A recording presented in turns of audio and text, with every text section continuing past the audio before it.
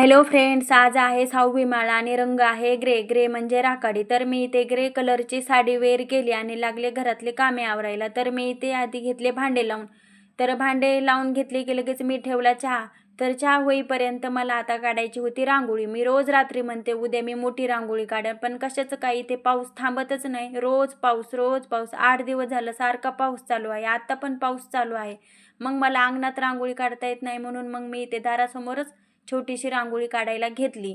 तर माझी इथे छोटीशी रांगोळी काढून झाली आहे. तर मग माझी रांगोळी काढून झाली की इथे चहा पण उकळला होता. मग मी सर्वांना चहा दिला व नंतर मी पण घेतला. आणि मला आता चहा पिऊन करायची होती देवपूजा. तर नवरात्रामध्ये 9 दिवस देव उठवत नाहीत, त्यामुळे फक्त मी देव नाही धुतले.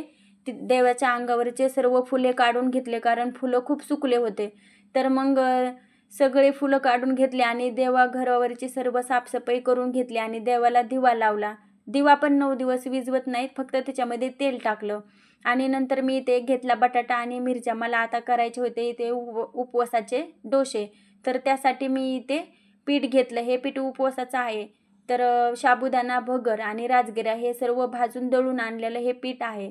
ते पीठ एका पातेल्यात घेतलं आणि नंतर त्यामध्ये बटाटा खिसून टाकला व हिरव्या मिरच्या मिक्सरमधून काढून घेतल्या.